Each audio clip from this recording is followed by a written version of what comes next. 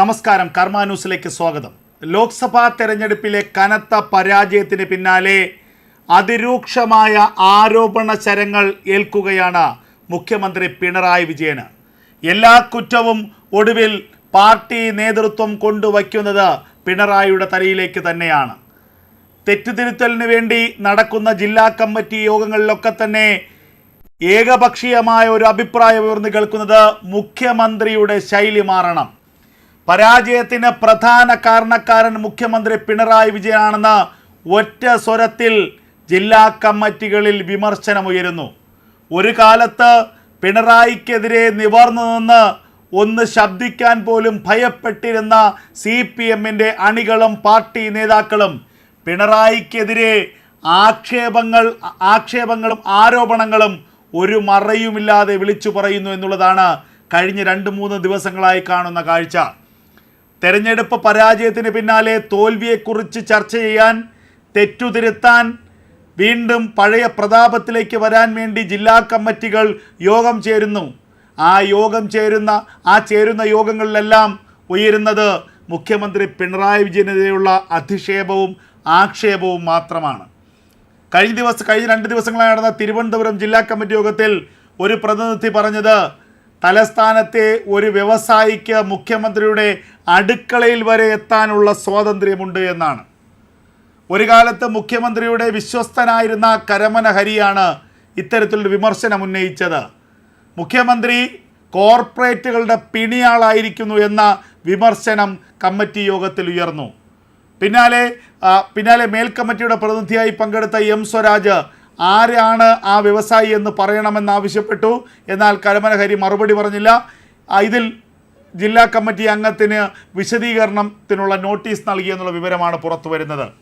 എന്തായാലും കരമന ഹരി ഉന്നയിച്ച ആക്ഷേപം ശരിയോ തെറ്റോ എന്നത് രണ്ടാമത്തെ കാര്യം. മുഖ്യമന്ത്രിയായ പിണറായി വിജയനെതിരെ വ്യാപകമായ ആക്ഷേപവും ആരോപണവും ഉന്നയിക്കാൻ ഇപ്പോൾ പാർട്ടി നേതൃത്വത്തിന്, പാർട്ടി പ്രവർത്തകർക്ക് ഒരു മടിയുമില്ലാതായിരിക്കുന്നു എന്നുള്ളതാണ് ഇതിലെ ഏറ്റവും പ്രധാനപ്പെട്ട കാര്യം. അത്തരത്തിൽ പിണറായി വിമർശനത്തിന് അതീതനായിരുന്നു എന്ന ഒരു ഘട്ടം മാറിയിരിക്കുന്നു. പിണറായി വിമർശന ശരം നിരന്തരം ഏറ്റുവാങ്ങുകയാണ്. ഈ തെരഞ്ഞെടുപ്പ് പരാജയത്തിന് പിന്നാലെ ചേർന്ന ജില്ലാ കമ്മിറ്റി യോഗങ്ങളിൽ ഉയരുന്നത് അതാണ്. മുഖ്യമന്ത്രിയുടെ സമീപനം മാറണം, മുഖ്യമന്ത്രിയുടെ ഏകാധിപത്യ ശൈലി മാറണം, മുഖ്യമന്ത്രിയുടെ അമിതമായ മുസ്ലിം പ്രീണനം മാറണം. ഒന്നാം പിണറായി സർക്കാരിലെ മന്ത്രിമാരൊക്കെ തന്നെ മികച്ച പ്രവർത്തനം കാഴ്ചവെച്ചവരാണ്. എന്നാൽ രണ്ടാം പിണറായി സർക്കാരിലേക്ക് എത്തിയപ്പോൾ പരിണിതപ്രജ്ഞരായ നേതാക്കന്മാരെ വെട്ടിനിരത്തിക്കൊണ്ട് തൻ്റെ ഇംഗിതങ്ങൾക്ക് വഴങ്ങുന്ന, തൻ്റെ ചൊൽപ്പടിക്ക് നിൽക്കുന്ന ആളുകളെ മാത്രം മന്ത്രിയാക്കാൻ മുഖ്യമന്ത്രി ശ്രമിച്ചു. അതിൻ്റെ ഫലമോ ശരാശരിക്കും താഴെയാണ് പല മന്ത്രിമാരുടെയും പ്രോഗ്രസ് റിപ്പോർട്ട്. ഒന്നാം പിണറായി സർക്കാരിലെ ഏറ്റവും പ്രധാനപ്പെട്ട നേട്ടമായിരുന്നു ആരോഗ്യവകുപ്പ്. ആരോഗ്യവകുപ്പിൽ KK ശൈലജ നടത്തിയ പ്രവർത്തനങ്ങൾ വലിയ ശ്ലാഘനീയമായ, പ്രതിപക്ഷത്തിൻ്റെ പോലും കയ്യടി നേടിയതാണ്.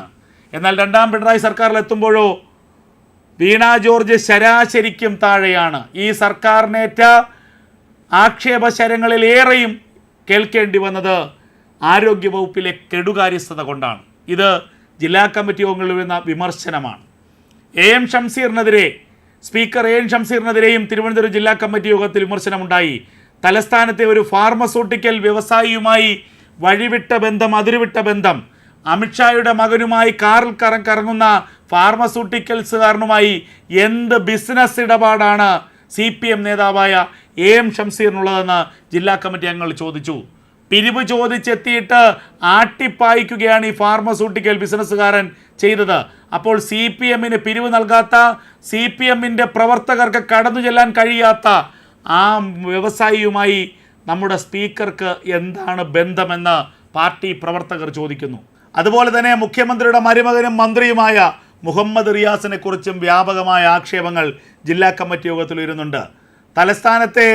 തലസ്ഥാനത്തെ CPM നേതാവായ കടകംപള്ളി സുരേന്ദ്രനെ അഴിമതിയുടെ പുകമുറയ്ക്കുള്ളിൽ നിർത്തുന്ന പ്രസ്താവന മുഹമ്മദ് റിയാസ് നടത്തുകയുണ്ടായി. ഇതും ഒഴിവാക്കപ്പെടേണ്ടതായിരുന്നുവെന്നാണ് ജില്ലാ കമ്മിറ്റിയുടെ വിലയിരുത്തൽ. തിരുവനന്തപുരം ജില്ലാ കമ്മിറ്റിയിൽ മാത്രമല്ല സർക്കാരിനെതിരെ വിമർശനം ഉയരുന്നത്. മുഖ്യമന്ത്രി ഉണർന്നെണീക്കുമ്പോൾ ആദ്യം ചേരുന്നത് പാലക്കാട് ജില്ലാ കമ്മിറ്റിയാണെങ്കിൽ അവിടെ നിന്ന് മുഖ്യനെതിരെ വിമർശനം, പിന്നാലെ കോട്ടയം ജില്ലാ കമ്മിറ്റിയാണെങ്കിൽ അവിടെ നിന്ന് വിമർശനം, പിന്നെ അത് തൊട്ടടുത്ത് കണ്ണൂർ ജില്ലാ കമ്മിറ്റി യോഗം ചേരുകയാണെങ്കിൽ അവിടെയും മുഖ്യനെതിരെ വിമർശനം, ഒടുവിൽ തിരുവനന്തപുരം ജില്ലാ കമ്മിറ്റിയാണെങ്കിൽ അവിടെയും നിർത്തിപ്പൊരിക്കുകയാണ് മുഖ്യമന്ത്രി പിണറായി വിജയനെ. ഇതിലെ ഏറ്റവും വലിയ വിരോധാഭാസം ഞാൻ നേരത്തെ സൂചിപ്പിച്ചതുപോലെ തന്നെ ഒരു എതിർ ശബ്ദം പാർട്ടിയിൽ ഇല്ലാത്ത സാഹചര്യമായിരുന്നു അടുത്ത കാലം വരെ മുഖ്യമന്ത്രി പിണറായി വിജയൻ ഉണ്ടായിരുന്നത്. നേരത്തെയൊക്കെ പാർട്ടി ഒരു തലത്തിൽ, സർക്കാർ വേറൊരു തലത്തിൽ.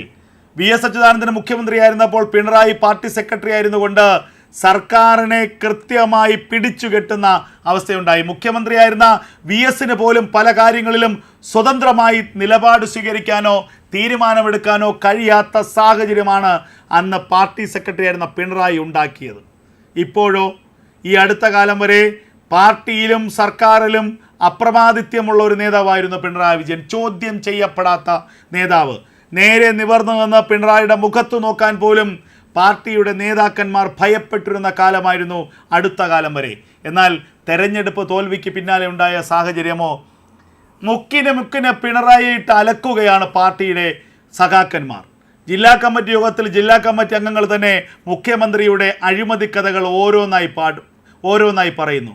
ജില്ലാ കമ്മിറ്റി യോഗങ്ങളിൽ മുഖ്യമന്ത്രിക്കെതിരെയും കുടുംബത്തിനെതിരെയും ഉന്നയിക്കുന്ന ആക്ഷേപങ്ങൾ അത് അങ്ങാടിപ്പാട്ട് പോലെ അടുത്ത മണിക്കൂറുകളിൽ ഇങ്ങനെ പുറത്തേക്ക് വരികയാണ്.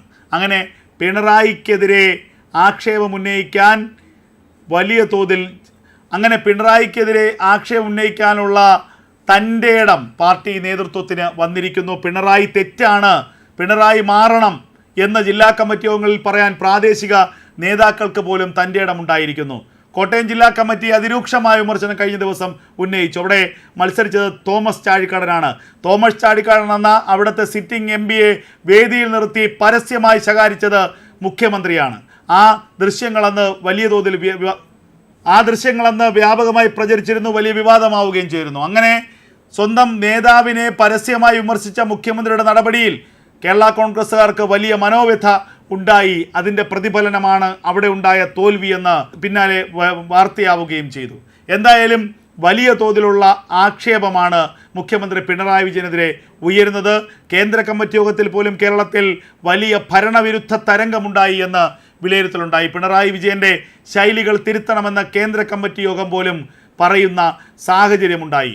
എന്തായാലും ഇനി 2 വർഷക്കാലം കൂടിയുണ്ട് അടുത്ത നിയമസഭാ തെരഞ്ഞെടുപ്പിന്. ആ നിയമസഭാ തെരഞ്ഞെടുപ്പിന് മുൻപ് പിണറായി വിജയൻ മുഖ്യമന്ത്രി സ്ഥാനം ഒഴിയണമെന്നും പുതിയൊരാൾ മുഖ്യമന്ത്രിയെത്തി മുഖച്ഛായ മാറ്റണമെന്നും അങ്ങനെ തെരഞ്ഞെടുപ്പിന് നേരിട്ട് പിടിച്ചു നിൽക്കാൻ പറ്റുന്ന ഒരു രാഷ്ട്രീയ സാഹചര്യം ഉണ്ടാക്കണമെന്നും ചിന്തിക്കുന്ന അഭിപ്രായം പറയുന്ന പാർട്ടി നേതാക്കൾ CPM-ൽ കുറവല്ല. മുഖ്യമന്ത്രിയായി പിണറായി വിജയൻ തുടർന്നുകൊണ്ട് അടുത്ത നിയമസഭാ തെരഞ്ഞെടുപ്പിനെ നേരിടുകയാണെങ്കിൽ പാർട്ടിക്ക് 2 അക്ക സീറ്റ് പോലും കേരളത്തിൽ ലഭിക്കില്ലെന്ന വിമർശനമാണ് പല നേതാക്കളും ഉന്നയിക്കുന്നത്. പിണറായി വിജയൻ എന്ന ഏകാധിപതിയുടെ കസേര ആടിത്തുടങ്ങിയിരിക്കുന്നു. പിണറായി വിജയൻ്റെ അപ്രമാദിത്യം CPM-ൽ അവസാനിച്ചിരിക്കുന്നു. പിണറായിക്കെതിരെ പടയൊരുക്കം തുടങ്ങിയിരിക്കുന്നു പാർട്ടിയിൽ എന്നുള്ളതാണ് ഏറ്റവും പുതുതായി വരുന്ന വാർത്തകൾ.